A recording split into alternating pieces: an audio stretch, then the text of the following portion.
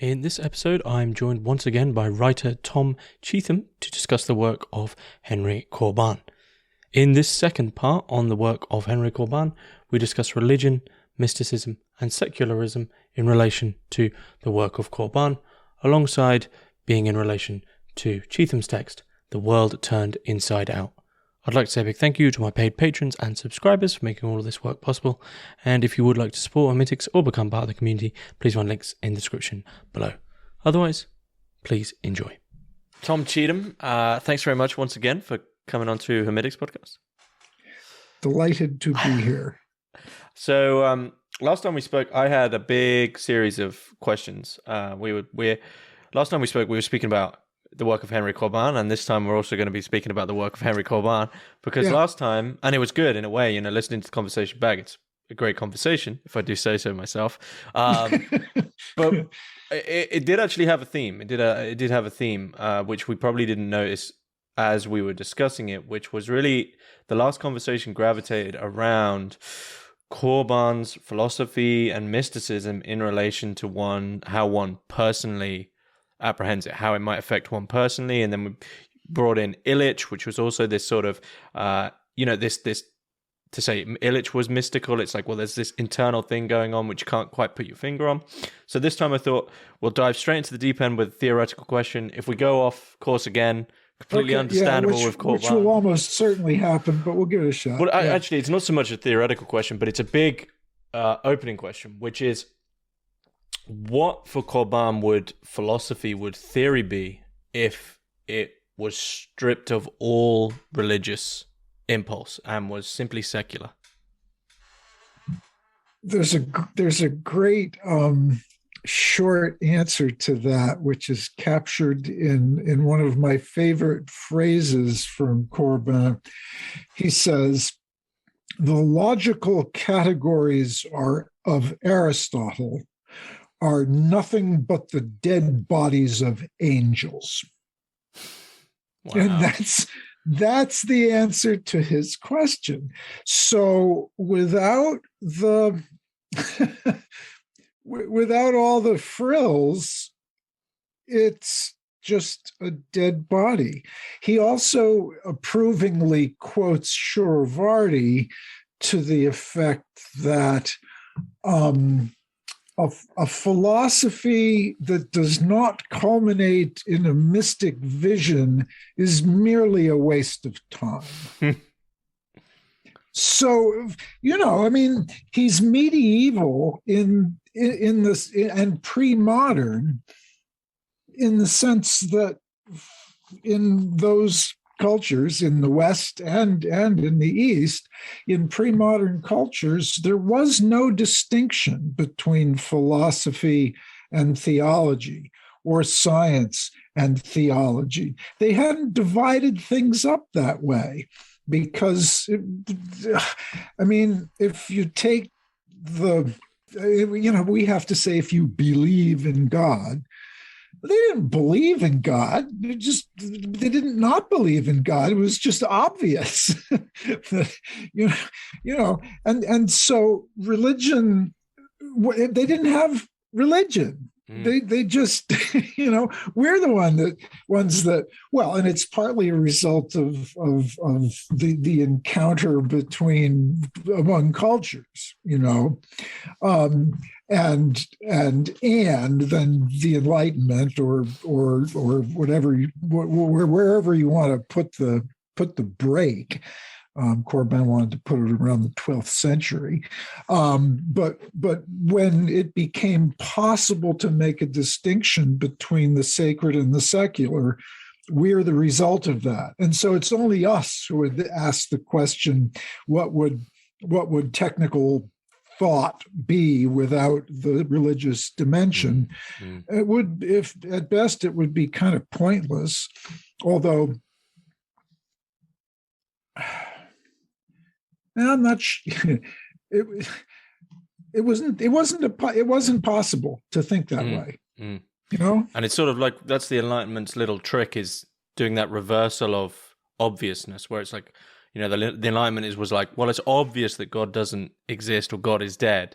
So now you're the ones who are Oh, you do believe in God, right? So like the choice is changed so that if you do believe in God, that's now the default negative choice, which is like, well, you have to, which is, I was talking about this to someone the other day about the new atheist statement that they love to use when they say, it's up to you to prove it because there's no evidence for it. Whereas I always say, well, if you read like Mircea Eliade's History of Religious Ideas, literally since there has been recorded history, there has been gods and angels and things of that kind. So I always say, like, no, I think the burden of proof is on you. You're diverging from the entirety of history, basically. Yeah, that's Corbin's point, and the way he puts it is, well, he puts it lots of ways, but what I'm thinking of is that over the course of centuries, the Western world relegated the imagination. We gave the imagination to the poets.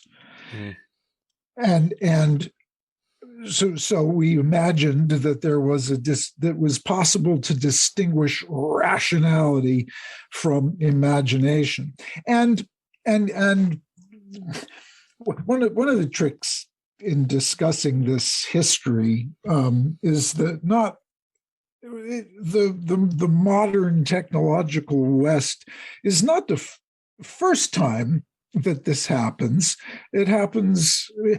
Plato was really worried about the imagination, and I was just reading Norman Fisher's lovely book, the name of which will escape me.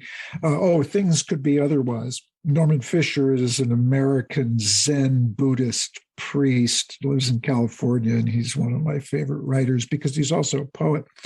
And so he's written a whole book about imagination. He reminds us, just reminded me, that Plato was worried about the imagination because it's slippery and difficult to control. And if you were going to set up a republic, you should probably keep the poets away because you want a well-ordered society and you want rules and you want everything to be rational.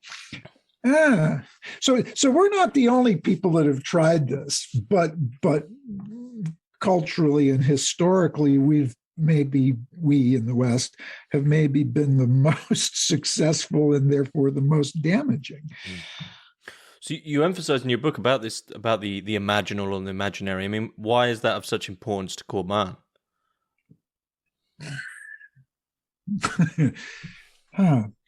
Because it forms the fabric of reality, and therefore, if it has, let's see, the imagination and the imaginal world is important to Corbin for kind of the same reasons that matter and force are important to physicists. I mean, if you're going to understand anything, this is where you start. You see, I mean, it's utterly foundational. Of course, that raises many questions about the instrumentality of Western secular reason, which is, what do you? And here it gets complicated fast. But if you want to know how to do stuff, then you look to, well, you don't really look to theoretical physicists because they can't do anything. But you do look to engineering, which is grounded in physics. And so there's a certain approach to the world, which many I don't want to just say theoretical physicists, but there's pure physics, which I might argue, I would be inclined to argue, is not only an imaginative discipline, but it's a necessary and wondrous discipline. And if you look at the greatest physicists throughout history, but we'll stick to the after the Enlightenment ones, because the earlier ones believed in God, even Newton, but post-Enlightenment physicists, if you want to find people who are willing to entertain the idea of God that are scientists, it's the physics community where you see that, because they're staring at the edge of the abyss and saying, man, we really don't understand anything. The new atheists are mostly biologists and other kinds of scientists, for reasons which I think I kind of vaguely understand. It's the physicists these days who are most likely to be religious. And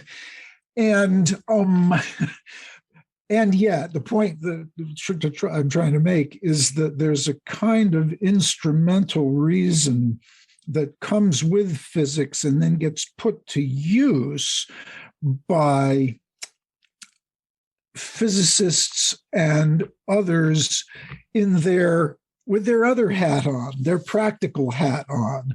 There's a lot of quasi-mysticism in the early quantum mechanics people and in Einstein. They knew what they were doing was revealing the mysteries of the universe, and that's really all they wanted to do. But then, you needed some fancy explosives for World War II, and so we'd rather not, but bingo, and then you've got atomic nuclear bombs and energy.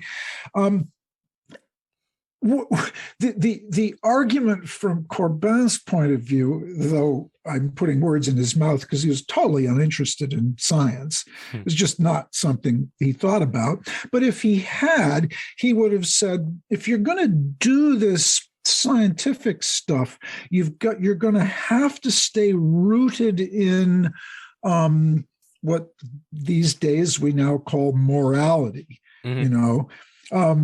We have, we hire bioethicists and whatnot to tell us what's moral and what isn't moral. For Corbin and for Avicenna and Shiravardi and Ibn Arabi, maybe not Ibn Arabi, but Avicenna and Shiravardi were also what we would think of as scientists. But everything came back to us. Everything came. It wasn't even coming back to. It's just all your scientific investigations were within the framework of truth and beauty and ethical behavior, because there wasn't anything else. It would have been obvious to them that certain kinds of investigations you shouldn't do because they go against God. And that rubs us the wrong way. That tends to rub even me the wrong way. We're in a very awkward position where some of us think that certain kinds of scientific activity clearly transgress the rules of the Lord, and others of the us, atom. Kind of. Yeah. Or over here in this country, it's fetal tissue research, and the scientists say, well, no, we have to have this. We have to be able to do this because of all the good it will. And then other people, and we call them conservatives, say, no, you really can't do that. And it's so anyway. You see, I'm not making the Enlightenment project, which I guess 100% behind. I guess I am, raises all sorts of problems. But we wouldn't want to go off into this, but there's an additional point I was going to make. That one of the reasons I think that the modern West, I don't want to say it's a reason, searched for and then adopted a non-religious attitude, which we call secularism, is because of the confluence of cultures. You know, you got, if everybody had the same religion globally, we wouldn't have had these issues. They would have played out extremely differently. But if you, as was true in the, turn of the 1900s, earlier than that, in 1700s, the West looked around and discovered, oh, wow, there's all these religions. And how do you reconcile them? So there's the cultural thing. Of course, that happened too back in many places and many times. But I always think of the late Roman Empire, where there are all these religions coming together. And Corbin's response to this diversity was to revel in it and never question and never make a secularizing move. He's very enthusiastic about the interesting and heretical mixture of religions which occurred along the Silk Road in say, the time of the late Roman Empire. And he writes about the mystical Islam and its in its contact with Buddhism and Zoroastrianism, and so he's very, very enthusiastically ecumenical, and he's very enthusiastically pluralist, which is one of the great things about him, from my point of view, at any rate. But however, there's another option to try to, this is actually super interesting. Corbin's choice of options to reconcile the variety of religious experiences is to fragment everything. In fact, I don't have it right at hand, but for other reasons, for something else I'm thinking about, I had reason yesterday to recall his enthusiasm for Samuel Butler, and who wrote Erewhon and Erewhon Revisited. And somewhere here I had it. What a book, though. Yeah, so Corbin says in one of his very last essays, called The Paradox of Monotheism, he recalls a story in Erewhon Revisited, which I've myself never read, or at least only parts of. Apparently, there's a story there where they're talking about cosmology, and that and so there's a vision in that book of an infinite universe with an infinite number of suns, and they're commenting in that book that for every solar system, there's a sun. And Corbin, and I think it's Butler himself who makes the comparison. But at any rate, Corbin says this is what religions are like, but more than that, Corbin's pretty radical, and he says that what Butler's vision does is to explode and scatter the ideas of simple monotheism. For Corbin, monotheism is true, but the one God is so transcendent. You never have that's apophatic. They're too absolute in their doctrine. Yeah. So what you have at best, in the best of all possible worlds, is every individual human being meets their own angel. It sounds a little, I won't even say meets their own God, but that's what you would think if you did. You would say, I've met my God. What Corbin does, I know we're way off in a rabbit hole, but what Corbin says is, look, this is the funny, weird paradox of monotheism.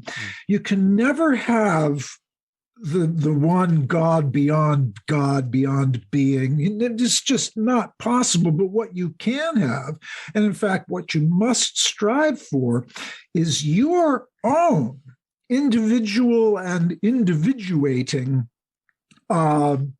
celestial twin, your angel. And the paradox of monotheism is that there is an uncountable number of these gods, each one of which is absolute for the individual, but not absolute for humanity as a whole.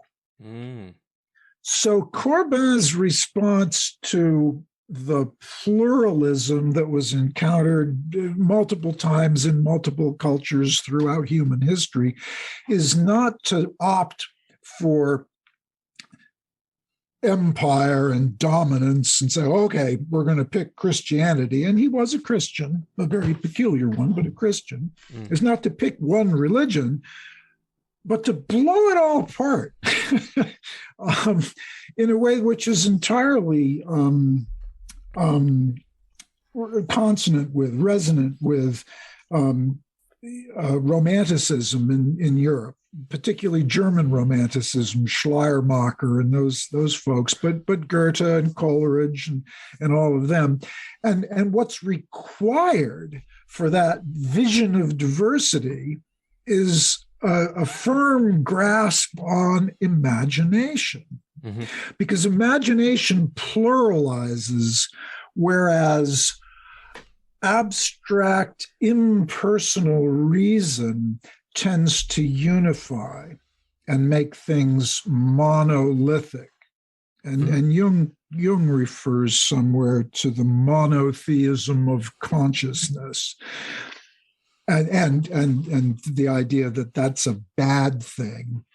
And Corbin agrees that the effect, there are multiple effects of engaging with the imagination, but one of them is that it prevents dogmatism and fundamentalism, and it frees you up for an ecumenical, pluralistic approach to human experience of the world.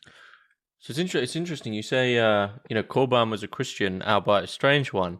Could one say he was a Christian, but his heart was really in Islam? That would, if you don't have a deep familiarity with Corbin's work, that it's partly true. Sure, it's partly true. It's partly true. What I've got a little phrase that comes out sort of naturally, if I can, that I've used repeatedly. Corbin was a Protestant, a very liberal Protestant, post-Islamic Christian. And there's a lot buried in there. He's an anti-institutionalist. He's very worried about any forms of institutionalized religion. And I'm sure we must have talked about this last time because he shares that with Ivan Illich. But Illich, fascinatingly and well, not strangely, but fascinatingly, has both a love for the church coupled with the absolute certainty that with the church comes terrible danger, which is this institutionalization of what is essentially an individual relationship with God. Okay, so Illich is really skeptical and worried about the church, and yet he's part of it, and he says it's got to be here, but it's always going to be this tension, Corbin doesn't want to have anything to do with the institutions of the church. And one of the things that he liked about Islam as he knew it, and Illich makes the same point, as a matter of fact, and I forget where. Illich says, geez, one of the cool things about Islam that they knew in the early part of the 20th century was that outside the mosques, there'd be teachers. Here's a teacher, here's a teacher, here's a teacher, here's a teacher. And Illich says, that's pretty cool. You know, they don't have like a priest. They have all these teachers, and some of them have lots of students, and some of them have fewer students. And there's this vast variety of teachers that you can choose among. And then Illich says, and in the daily prayers, what you have is this direct communication of each believer with God. And even Illich says that's pretty sweet, because he's very well aware of the potential downside of having a priest officiating at the Mass, because it's an authoritarian structure. And Illich is a brilliant analyst of the history of authoritarian structures in the West. And he says that the church was the original bearer of that authoritarianism for the West. Anyway, Corbin just has no patience whatsoever with institutionalized religion, and therefore he has the danger of becoming or at least being read as a defender of individualism in a bad sense, you know? Yeah, I see what you mean. Yeah.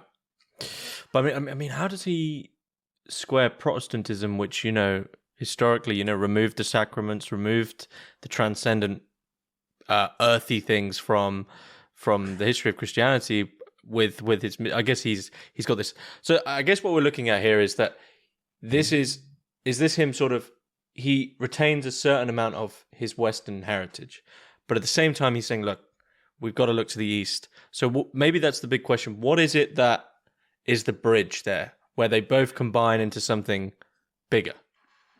The imagination, I guess I have to say, because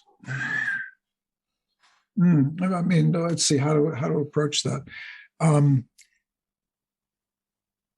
You know, there's a reading for when I was first studying Corbin. I mean, I didn't know any of this stuff. I'm just, and truly, I mean, I am no expert. I know Henry Corbin fairly well, but all the things that I needed to learn to understand Corbin, I only know a little bit, you know. Okay. So there was a while when I was really trying to understand first what Islam consists in, which is a vast, enormous, huge project. Then I had to figure out what Christianity was, because I wasn't raised as a Christian. That also is a vast, huge project. And you know, and then Zoroastrianism, and you know, you have to know something about that because it's so important to him. Anyway, my point is that in my original investigations into what Islam is and was, and more importantly can be, the Quran, if read in the way that Corbin and many others read it, is a tremendously ecumenical document. There's God says in the Quran that to every people I have given a prophet. Everybody, every culture gets a prophet. That becomes a central notion for Corbin in his. Maybe we talked about this, maybe we didn't.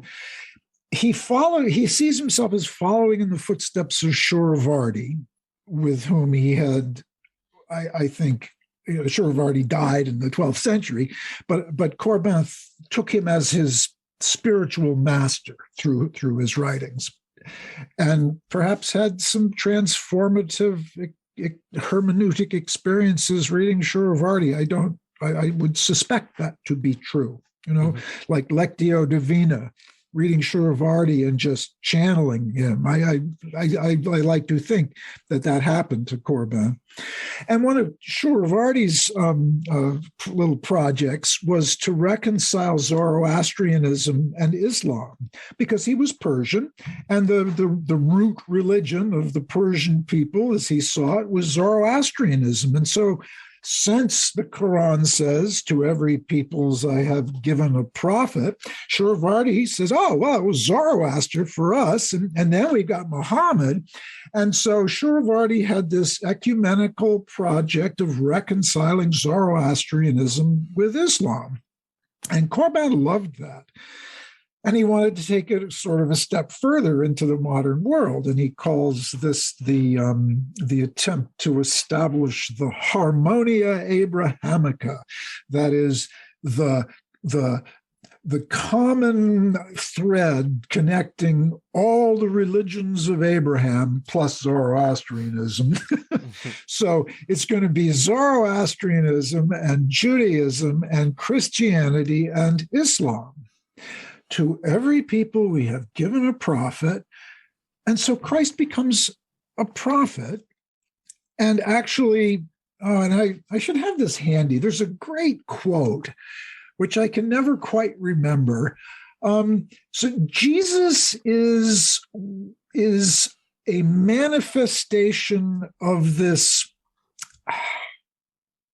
paradoxically singular and multiple figure who appears sequentially in all the prophets, so Zoroaster, Moses, and Abraham, and Adam, and, all the Jewish prophets, and then Jesus, and then Muhammad. And so if those are all manifestations of the same unifying but multitudinous, transcendent figure, then it's all one thing with a variety of manifestations. And he doesn't bother to talk about Hinduism and Buddhism, but the same would apply. It's just you got to draw a line somewhere. And therefore, he's a very peculiar Christian because he can't, on that account, believe in the doctrine of the incarnation. Jesus cannot be God. And so his account of Jesus is a Islamic account, which is Jesus was a prophet, and Corbin's telling he's kind of an angel figure, all right? Or that's the kind of Holy Ghost figure. But Jesus, in any case, is not God. There is no doctrine of the incarnation of God. And there's lots of consequences of that in Corbin's telling. But the beauty is, in Corbin's telling, that a properly understood Christianity is one version of this harmonious vision of religions. But he also, I'm right in thinking, feels that one of the downsides of Islam is that they're sort of lacking a church, in the sense that Christianity has this history of councils and things along these lines. So it's almost back to that Illich problem of, am I right in thinking that? Or? Well, it's not a problem for Corbin. It's a virtue. Because if you don't have so for Illich, I don't know. I shouldn't put words in. I shouldn't put emotions in Illich's. But my reading of that little account that I don't even remember where I read it from Illich was kind of a wistful thing. That they've got a really neat way of handling institutional religion, which then it all goes to hell later, at least in certain parts of the Islamic world. But Illich had a kind of wistful admiration for their lack of an institution like the medieval Catholic Church, which, was the source of all sorts of nasty stuff. But for Corbin, the not having the church as an institution telling you what your relationship to God must be is a wonderful thing. And this is what I mean by his Protestantism. If you ignore if you ignore most of history, and you read Luther, and you just take one of Luther's central ideas, you take that seriously, then that's what Corbin thinks about Protestantism. That is, Luther looks at the church. None of the people in the church can read Latin except the priesthood. So they don't know what they're being preached. They don't have any relationship with God through the revealed holy book. Mm. And he says, we got to fix this. We got to translate this into German so people can actually read it, because the only way God really works best, the only way God really works is in the individual human soul. We need to translate the book, which is a book for everyone, he thought, and we need to get rid of this hierarchy, this political hierarchy of power relations that fits right into contemporary discourse, and scatter translations of the Bible to every believer. And, there's a downside to that, which I was talking about just the other day. I don't know what I think England isn't at all like this, but over here, you drive around in rural areas and there's churches everywhere. Mm. I mean, it's a little bit of an overstatement, but I think everyone in the West recognizes that after Luther's Reformation, there was just a burgeoning of Protestant sects, mm-hmm. Just thousands of them. And you can imagine that. I don't even remember the Pope who Luther was complaining about, but you can imagine the consternation in the Vatican after Luther, just saying, "Oh, this is not going to end well," because if these people stop paying attention to us, then the whole institution of Christianity is just going to fragment into all these crazy sects, and who's going to be distinguishing the true from the false? And that is an issue that religions always have to grapple with. So would Corbin sort of say that actually it's primarily down to the individual, should be down to the individual to discern the truth? Yes.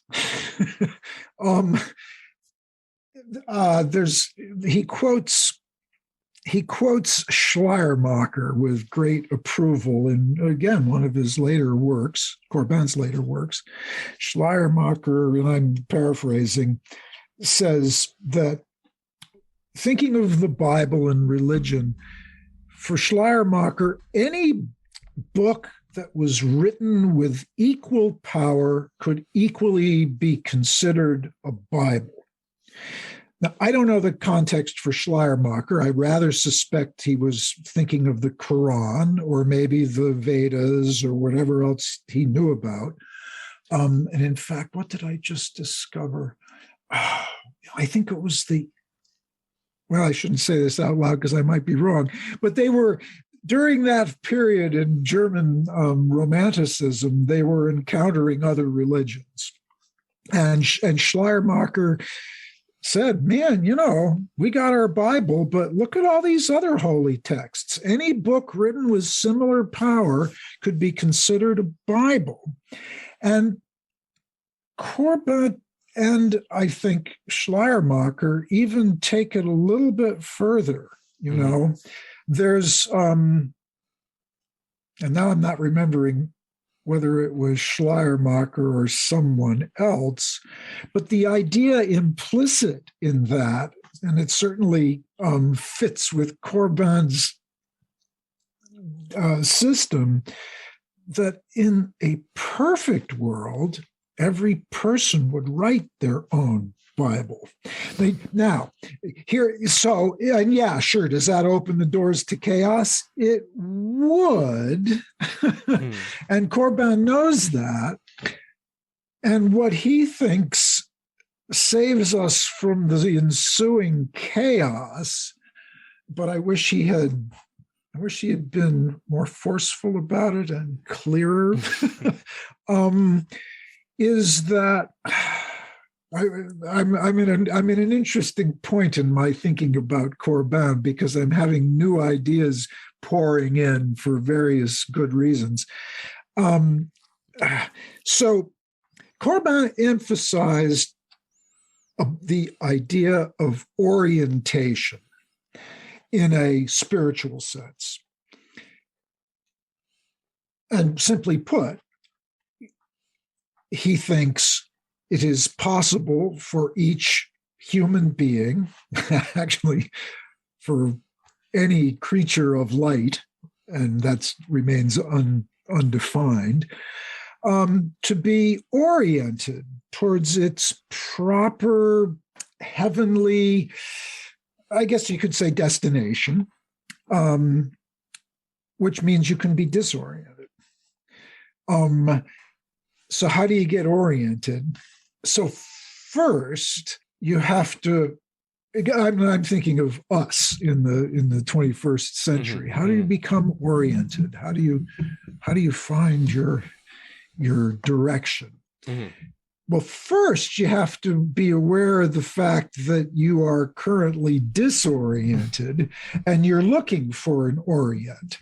And that's actually like step one. And it might be all you ever get.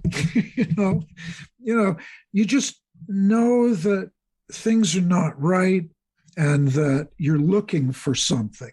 And Corbin would say, and perhaps does somewhere, there are plenty of people who've totally forgotten that there's even a possibility of being properly oriented. And to those people, he says, there's not much that there's no way to, you just can't. That they're going to have to figure it out on their own, because anything that you did, they either wouldn't pay any attention to, or you might steer them in the wrong direction, because he's really worried about people who are sure they have the truth, trying to tell other people what the truth is. That's his whole anti-institutional thing.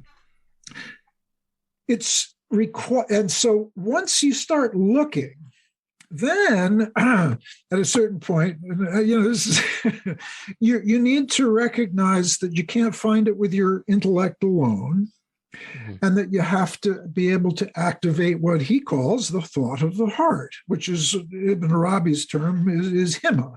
You have to be able to and we have the linguistic problem because it's the thought of the heart. It is cognitive, but it's also feeling.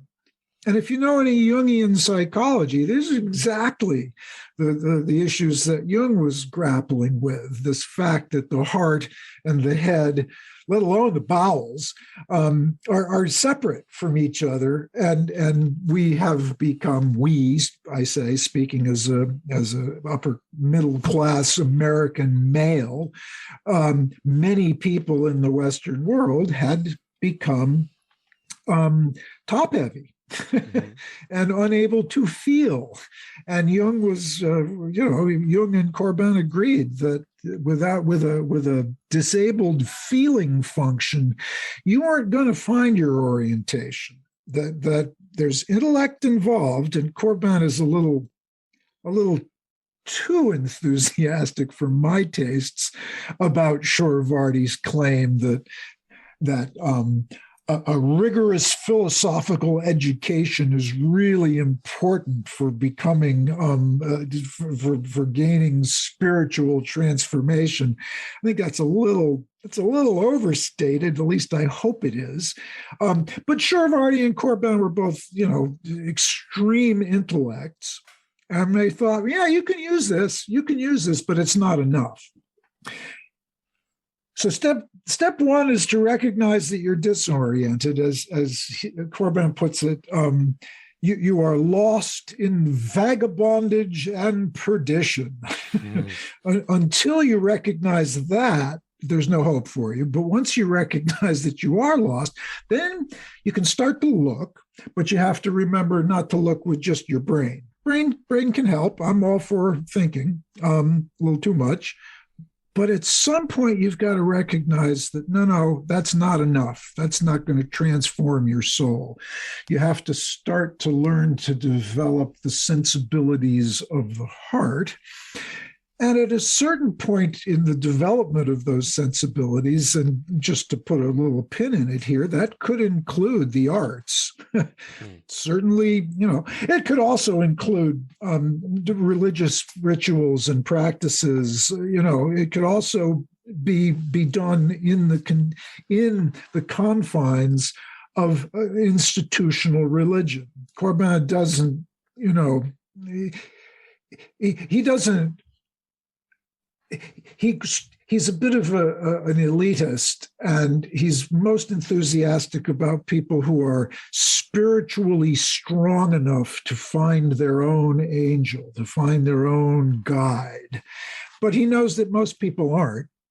And so the process of learning the thought of the heart, you might need some human masters to get you on the way, but he's also always very worried about those human masters, because most human masters are tempted by power struggles and sex and all this other stuff that we hear so much about. So he says, keep your wits about you when you're relying on a human guide, and always, trust, always, and Jung's better at giving directions here than Corbin, because Jung says, when you drop down into the unconscious, you better bring your moral compass with you. You better bring your intellect, and you better be a little skeptical. You got to be careful, because you're kind of on your own when you you got to be careful. So you got to weigh your options at every step. And Corbin would be okay with that. The final preparatory step would be meeting your celestial twin, or at least being pretty sure that you're headed in the right direction, because the meeting with your angel, your heavenly twin, and Corbin's really enthusiastic about this, is an endless process. It will never come to an end, because that being has characteristics of transcendence. And transcendence, once you're on the path, it doesn't stop. You just keep going. Okay.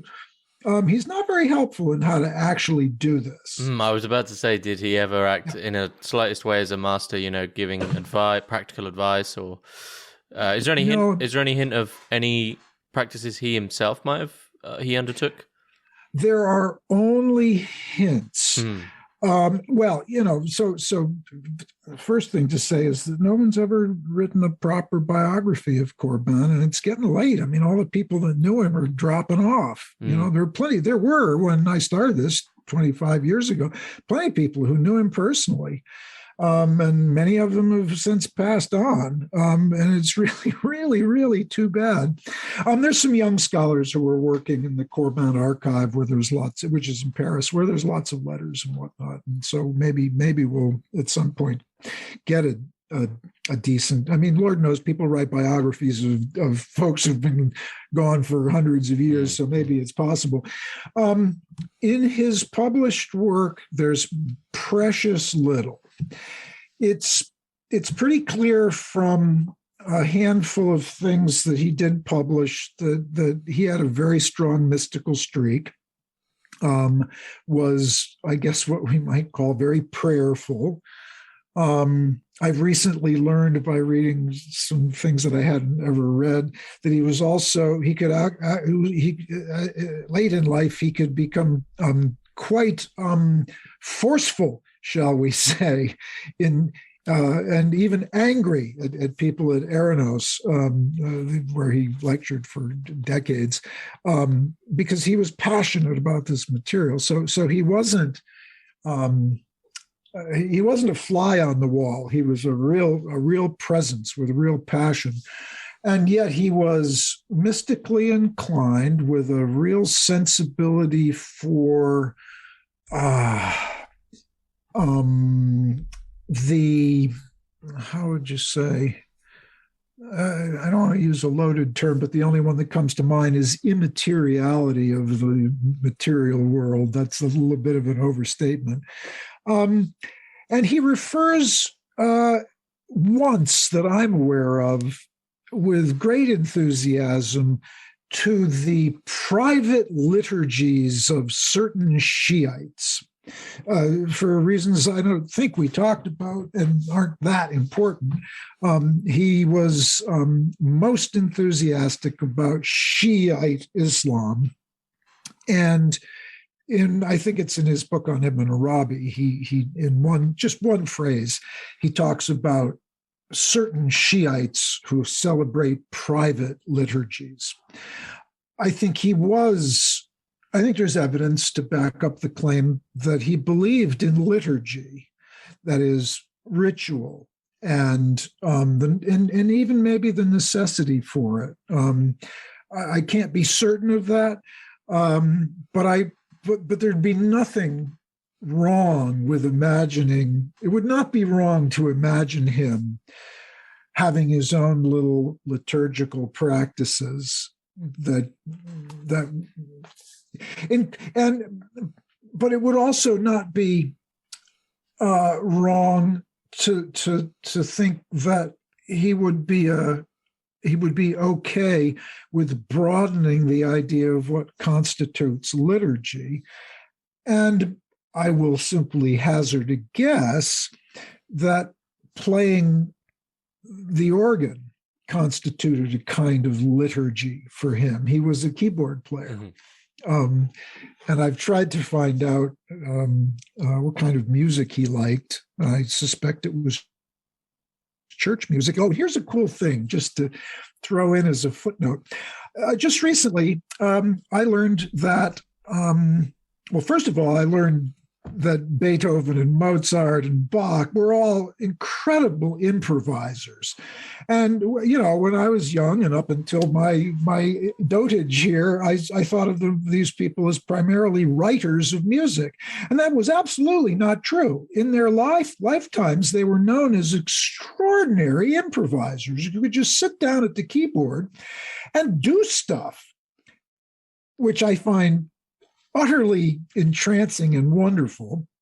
But then also I read that in the French Catholic Church, there has been and remains a long tradition of church organ music played by the organist that was improvised over large periods of the service. And I have one photo, which I found online, but in the photo archive, which has Corbin sitting down at a little portable organ, 1942 in Istanbul, with a cigarette hanging out of his mouth, and he's playing the organ. And I just love the idea that he may well have been improvising church music. That to my reading of Corbin fits perfectly with that. I hope it's true. I'd like to find out if in fact it is. Mm-hmm. So what year did Corbin pass away? 78. 78. So just before the Iranian Revolution. What do you think he'd see much of a difference of the sort of the burgeoning nihilism, which was,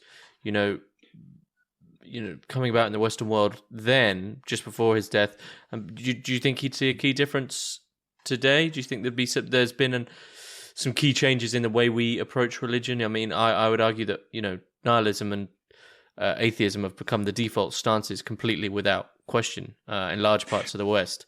So I don't know if you'd agree with that. I mean, what do you think he'd think basically of the modern Western understanding of religion and spirituality? That's extremely difficult for me to answer. So the first thing is you have to remember where I am. I'm in the United States, where it is true that there's plenty of secular people who claim to have no religion, but there's a vast population of extremely religious people here. It's a terrible problem because the ones that are politically active are reactionary conservatives in a style that Corbin would have no interest in. And I actually know that because there's a story told by a guy I can't remember, to the effect that during the 68 riots in Paris, Corbin and a friend were looking out the windows at these, radical youths who were tearing up the streets in Paris. And Corbin said, I have more sympathy with them than you might imagine. So for all his conservatism in his later years, he was not reactionary conservative. He had a lot of sympathy with the youth. So to address your question, we see way more religious and religion-based culture here than you are used to there. That's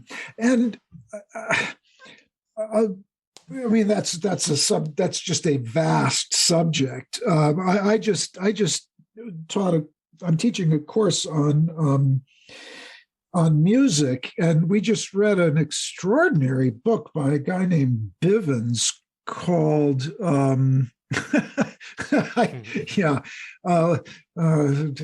let the people rejoice, or something like that. And it's a history of the relationship between religion and jazz. Wow. from 1900 until the present day. And I was just stunned and amazed by the number of important jazz musicians who were either explicitly religious in a specific tradition, or more generally saw their music as utterly connected with religious and spiritual purpose. And so I'm soaked in that literature at the moment. And so to hear how everyone is nihilist and secular, it's not what I'm thinking about, not what I'm looking at. There are plenty of people like that. Mm-hmm. But I don't see them, because the people that come to my classes online, none of those are nihilist secularists. Okay, perhaps a better way for me to phrase it, actually, which I think might be more important in relation to Corbin, is, my side of the pond, a lot of secular, a lot of people who, or even like you could define it as apatheists, right? Just, it doesn't even concern them. They're not. They just get on with their lives, right? It's never been a question for them. And on your side of the pond, you're seeing a lot of fundamentalist people using religion. Both of these are devoid of something that's probably more important to Corbin, which is there a crisis of mysticism? Of that actual. To go to church as a practical daily ritual, as some sort of I am X, is different to having the internal relationship. Yeah, and I don't have statistics from the States at my hand, but I do know that there's a fairly large chunk of Americans who list themselves as, we're happy to call themselves spiritual but not religious. And and that has echoes of the California in the '60s for some people. But I was, as I said earlier, I was just reading Norman Fisher's book, and he's perfectly happy to. He says, I know a lot of people disagree with me, but I really understand and appreciate these people who think of themselves as spiritual but not religious, because so many of them were damaged in one way or another by more or less fundamentalist readings of religion, and they've been looking for something. And so, to address your question,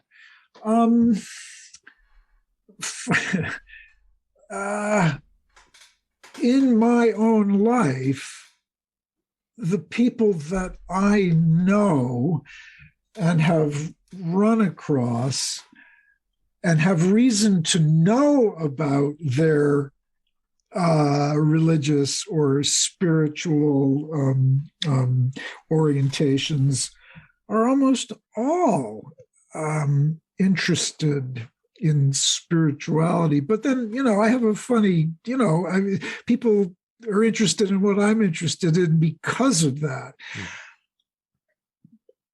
So a couple of times I have had the chance to teach James Hillman's work to undergraduates, but it's been a long, long time.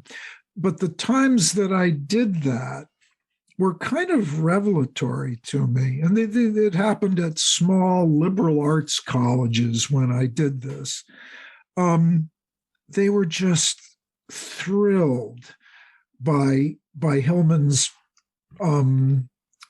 approach to the imagination and the freedom with which he approaches his thinking, and the sense that I had then and still have about those people is they were looking for something. And for the people who aren't, I don't engage with them on a, so I'm not a random sample of so I'm a terrible person to ask, because you might drop down 20 miles from here and find thousands of people who've never given religion a thought at all. And it's those. You see, it's those that Corbin would say are lost in vagabondage and perdition. And, yes, he was super worried about that. So he didn't see that in sort of a Christian sense, that they were lost and, maybe lost to the evil of the world, committing sins. He saw that as, in a different way. I think both. I think both.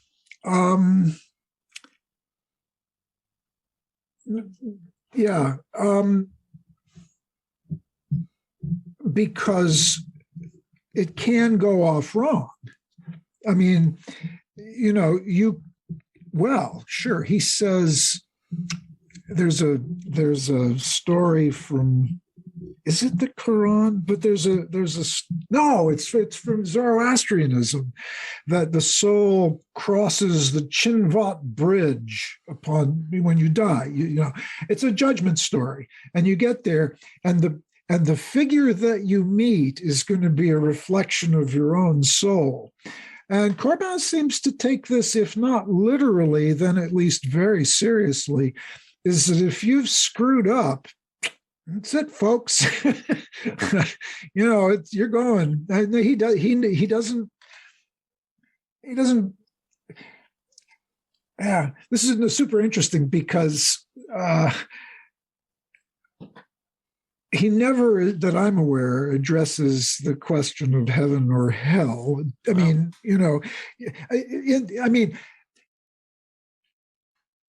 you can meet a demonic figure on the Chinvat bridge, but he didn't tell you what happens then. But you can bet that it's not going to be good. Or you can meet your heavenly twin if you've been oriented that way.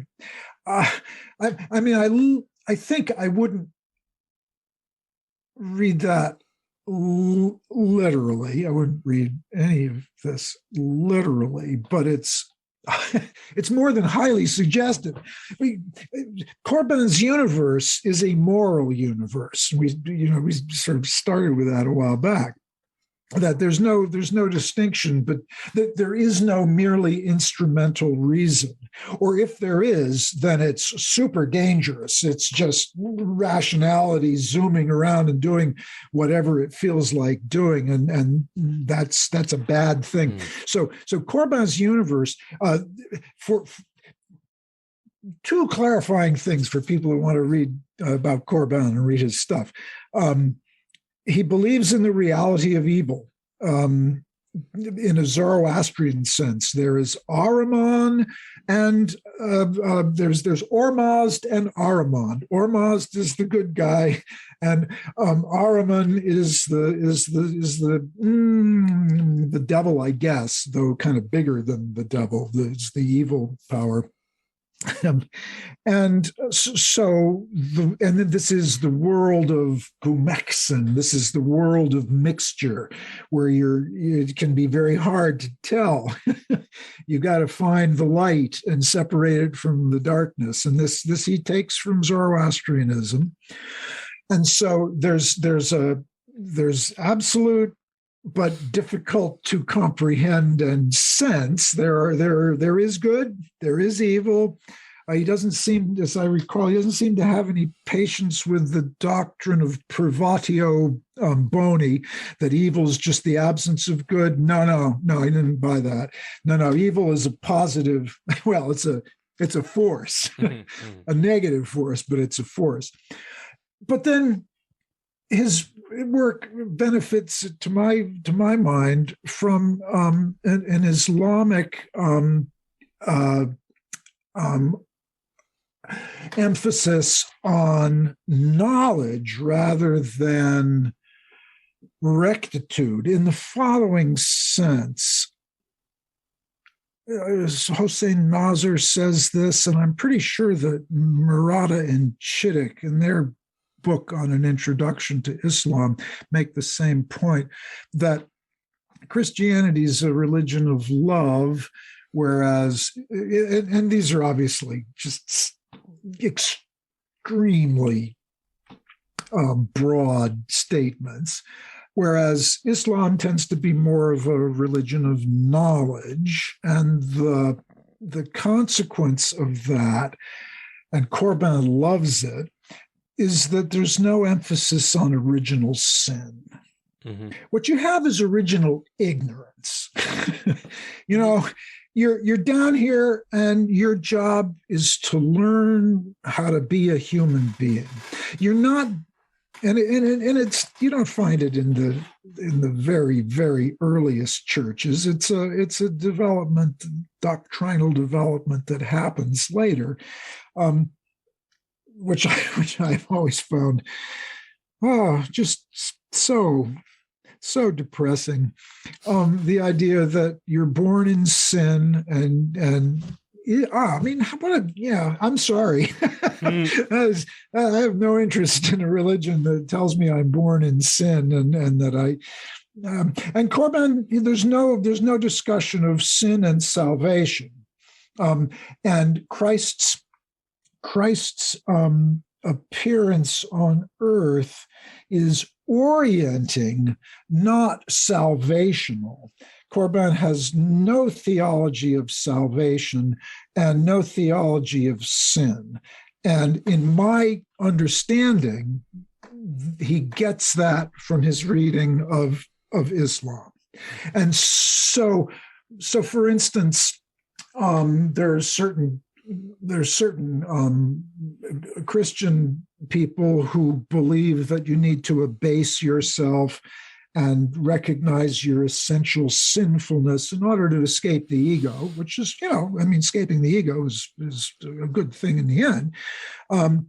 But in the Sufi tradition, no, it's a question of learning. It's a question of having a master who will guide you and teach you. And you're not sinful to begin with. Sin is an option. You can choose to sin, and that will not go well. Mm-hmm. but you're not sinful merely by being a creation, being material, which is another, while I'm on this subject, which is another thing that I loved about Corbin and his vision. He gets it from certain kinds of Neoplatonism, and he apparently gets it from Zoroastrianism and the kinds of Islam that he knew. The material world is great. I mean, it is truly as far as you can get from God, but God made it. The material world is not sinful. It's not something that you need to deny. In fact, Corbin's kind of enthusiastic about sex, or at least he is in his writings in a quiet way, because it's through love and and eros that's one of the ways that you liberate the light from the darkness. So there's no there's no sense that matter is in itself evil.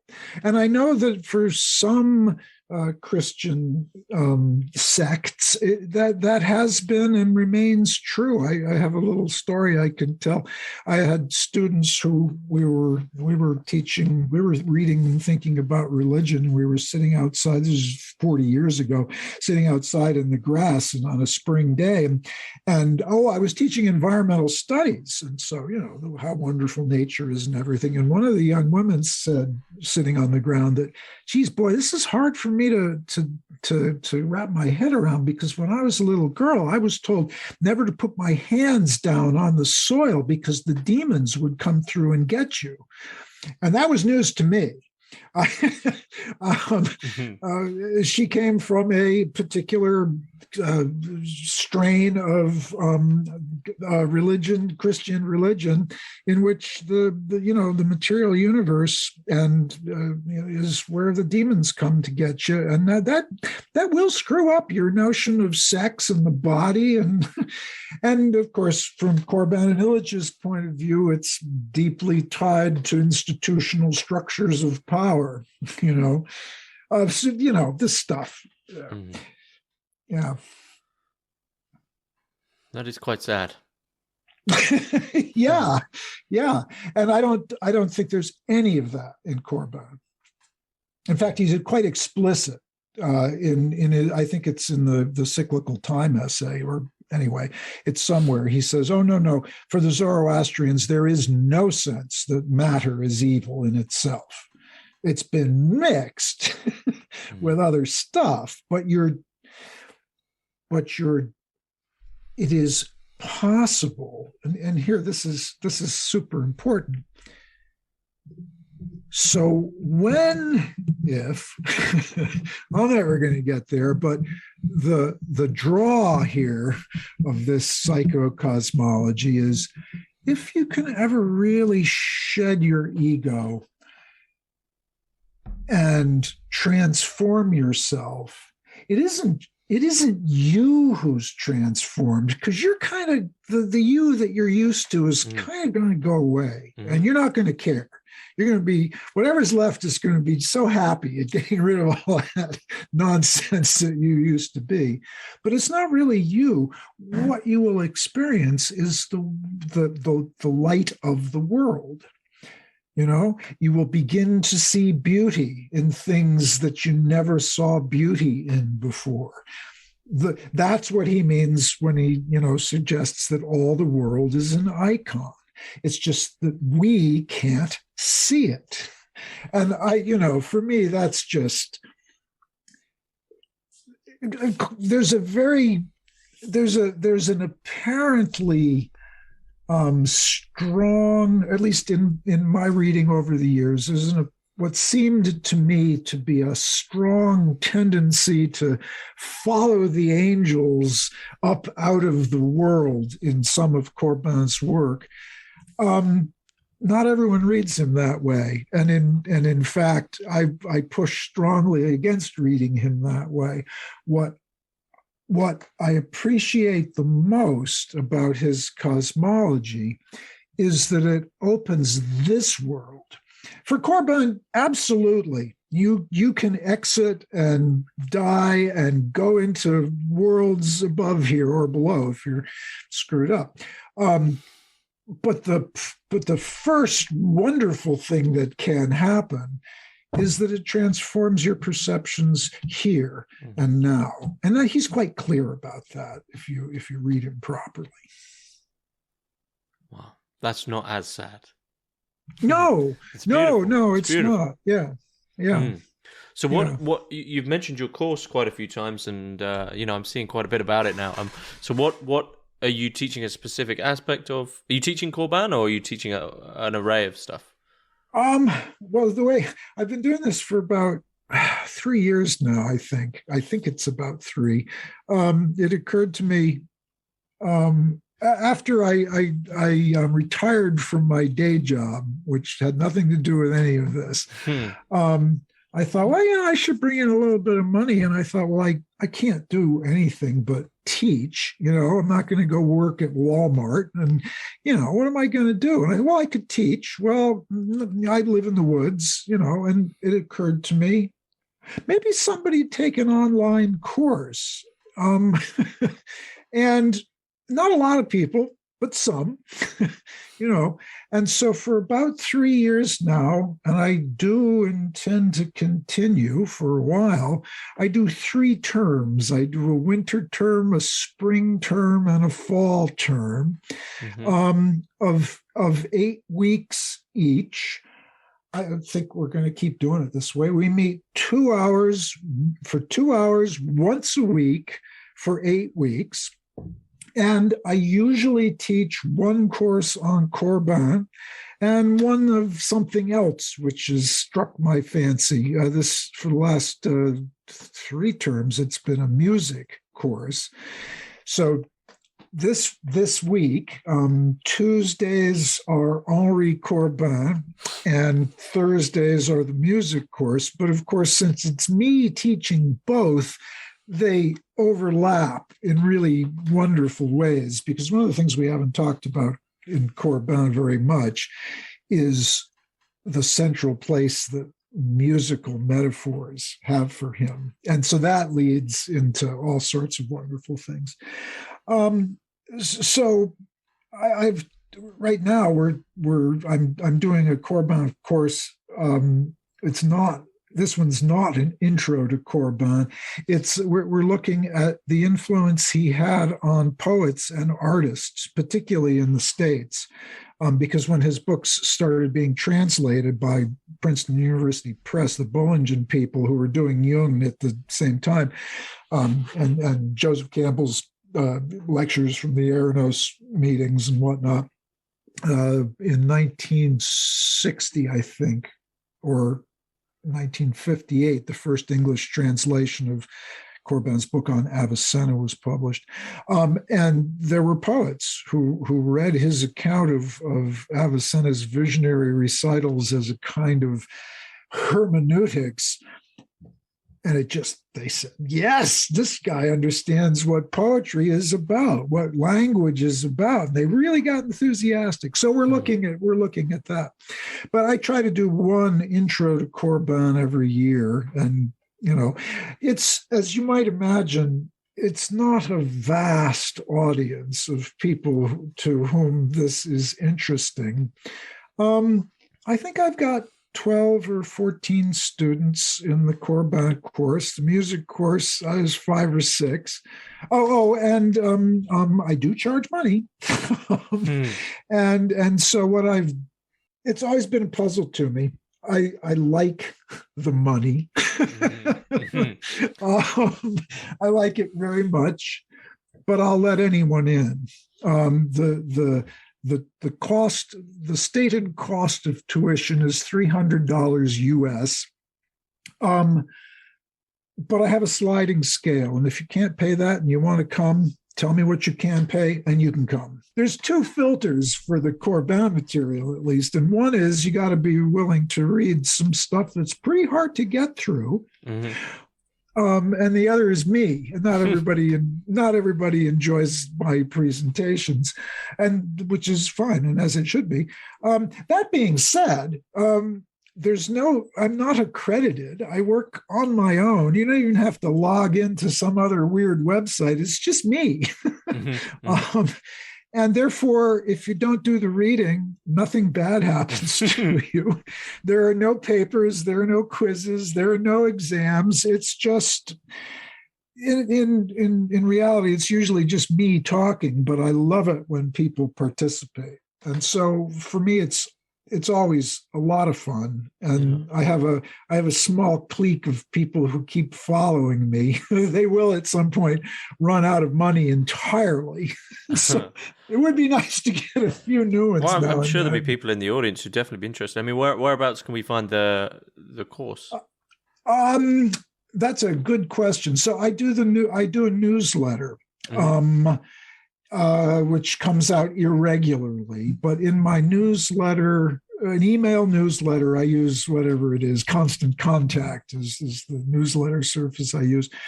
If you send me an email, or I have a website, which is, I think it's still tomcheetham.com, and somewhere on there you can click to sign up for the newsletter, or you can just send me an email to tcheetham@gmail.com and ask to be put on the mailing list. And then whenever there's courses coming up, you'll get a notice about them. Cool. Yeah, I'll put the links in the description below. But yeah, this one we've covered a lot more on the two together. I think I'll release them back to back, and it should be a nice little encapsule of Corbin and Illich as well. Yeah. Okay. So, it's fun. I like doing it. So I'm delighted that you've invited me. So that's very exciting. Yeah. No, it's been great, Tom. Thanks very much. Thank you.